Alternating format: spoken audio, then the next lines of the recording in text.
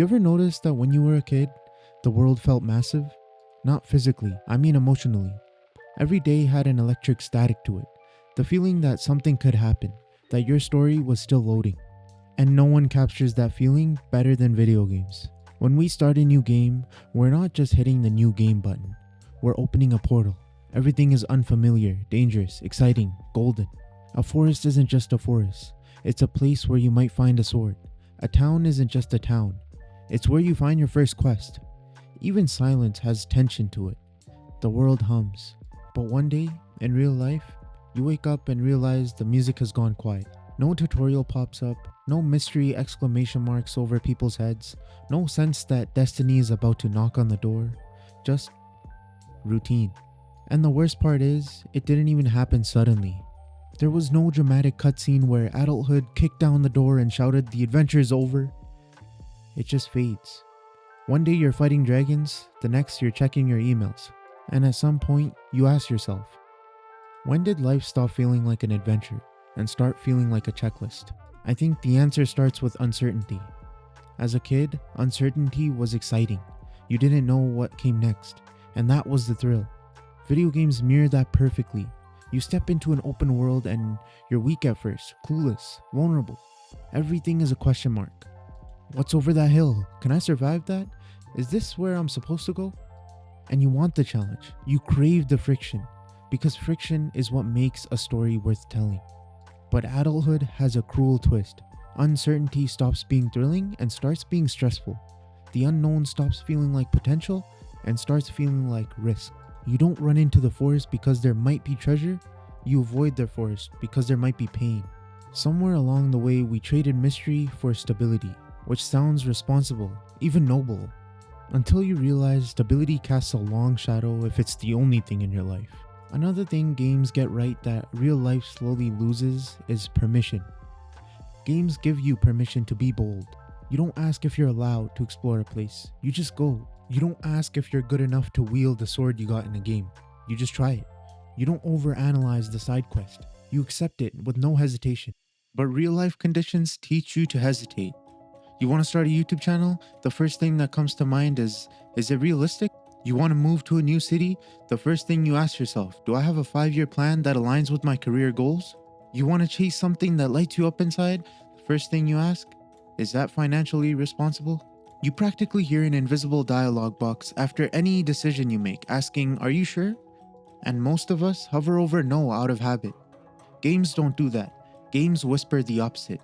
Try it anyway. You might fail, but that's literally the point. But here's the most subtle reason adventure fails. When you're young, you're the main character by default. Everything feels like it's happening to you, for you, around you. Then one day you look up and realize you've been playing side character in your own story for longer than you'd like to admit. Not because you're unimportant, but because you stopped assuming the world had something waiting specially for you. Games never let you forget you're the protagonist. NPCs don't run past you to ask someone else for help. The camera doesn't pan away from you when something cool happens.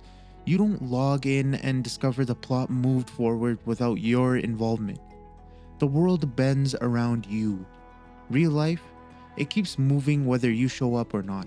That's not a flaw, but it feels like one when you forget you had agency.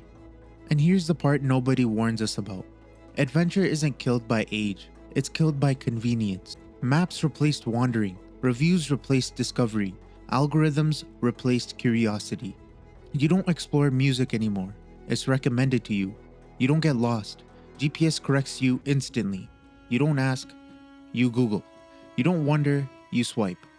Life got optimized, but it also got solved. Games still protect the wonder by hiding things on purpose. Secret rooms, missable quests, unmarked lore, unlockable endings. Real life hides less from you now, and so you hide less from it. So where does that leave us? Here's the twist. The adventure never actually left. You just stopped recognizing the shape of it. It used to look like fighting dragons, finding hidden temples, leveling up with every step. Now it feels like taking one risk you can't guarantee will work, saying yes before you feel ready, sitting with discomfort instead of dodging it. The stakes didn't shrink, the boss fights just stopped looking like boss fights. career decisions, relationships you gamble on, moving somewhere with no proof it'll work out, building something with zero audience at the start. Those are your modern boss battles. We just forget to see them that way because the UI is gone. If there's one thing game teaches you better than school, jobs, or life manuals ever will, it's this. Adventure requires uncertainty. Growth requires friction. And meaning comes from doing something that could fail. Not because failure is good, but because risk is the currency of a life that feels alive. If you want to feel that spark again, that same spark games give you don't need to abandon adulthood. You just need to add one more ingredient back in: the willingness to be unprepared and excited anyways. So maybe the question shouldn't be, when did life stop feeling like an adventure? And maybe it should be, when did I stop treating it like one? Because the world didn't shrink. We just stopped opening doors we weren't sure about. We stopped wandering without a map. We stopped clicking yes without reading the terms. But nothing is stopping you from doing it again. Choose the dialogue option that scares you a little. Talk to the character you'd normally walk past. Walk the path marked, probably nothing important. That's all adventure ever was. And who knows?